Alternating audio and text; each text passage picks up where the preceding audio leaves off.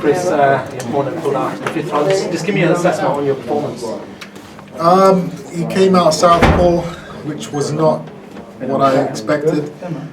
Took me a little bit of time to adapt. He was moving around a lot. Started going to the body from like the second or third round, and yeah, he came over at the end of the fight. He said I popped his rib with a left shot to the body, so he had to quit. Anti-climax, yes, but win's a win, I guess. Listen, when you go with a new trainer, it does take a good few fights for that sort of on-track and for you to show your skills. How far do you believe you're there in regards to showing people what lawyers taught you? Well, December is going to be a big fight, so you guys are going to get to see everything we've been working on. I was trying to show some of the stuff today, but obviously I wasn't able to do exactly what I wanted to do. But yeah, we're gonna have a big fight in December, and you guys will see everything. While there might be a stoppage, would you have wanted to stop him the way yourself? Yeah, I mean, I was setting him up. I was setting him up for a big punch. I was feeling him out. I was working him out. That knockout shot was coming, but he got out of there. So. Chris, just how much of a relief was it to actually get in the ring and fight there tonight? Listen, the last few months have been heavy. So boxing has kept me on the straight and narrow. If it wasn't for boxing, I don't know what I would have been doing. I would have been going crazy. This fight was there to kind of get me back into the swing of things, and I was happy with my performance. And now we're ready for a big one in December. And you've mentioned the big one in December, Chris. I don't know if you saw Eddie Hearn's already called it out and said it's Liam Williams on Sky pay-per-view. Is he right, or do you have any other names?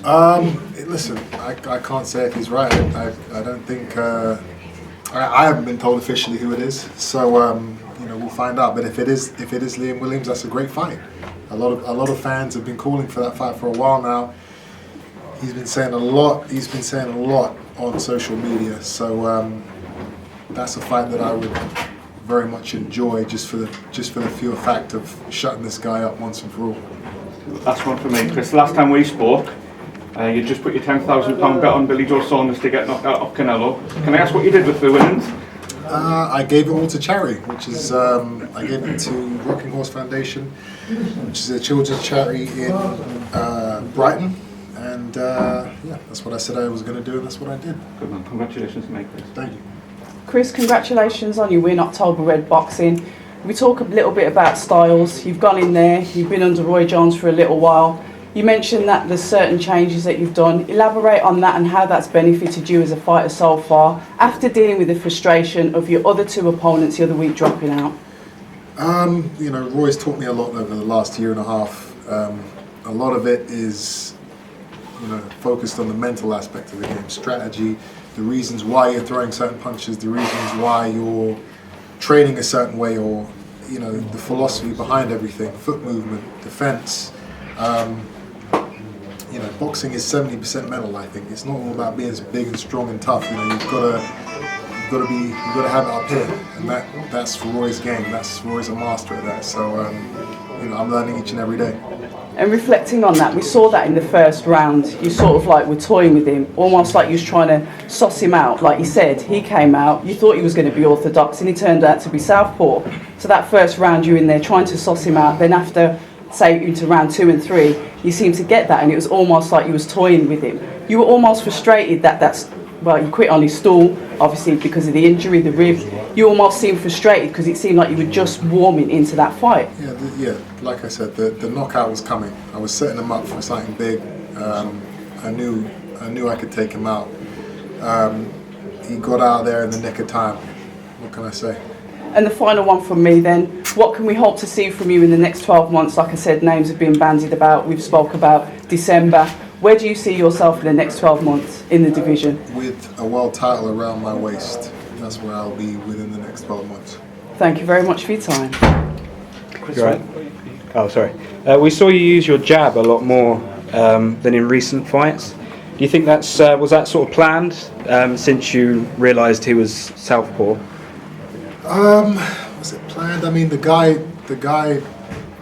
was running you know, he was moving a lot. So actually, my jab was kind of ineffective. It got to a stage where I had to go into hunt mode. You know, I had to hunt him down, to pin him down. You know, otherwise it would have just been cat and mouse the whole night. But yeah, you know, just as I was kind of figuring him out and getting into the swing of things, you know, you guys saw what happened. It is what it is. And who is your first choice for your next opponent in December? I don't have a first choice. I just want a big fight or a world title. Okay, that's it. Chris, great congratulations from Unanimous Boxing. So there's in your division there's guys like Eris Landy Lara, even the Charlo brothers. For me, I'd love to see you fight them guys. Have you ever thought about it? Is it coming next, soon after December maybe? What do you think? Anyone with a world title is on the radar. It's just up to my promoters and Sky Sports to set it up. I'm ready to go. That's all for me. Chris, I know it's a very personal thing, but the name on the back of your shorts, how much do you want to sort of contribute this win to your brother? It's all for him. This fight was dedicated to him. I just posted a picture on my Instagram of me and his son. You know, and he lives now through his son Raheem, Sebastian Jr. Yeah, it's you know, it's been rough, but everything's dedicated to him. Thank you very much, Chris. Appreciate your time. Thank you. Well done.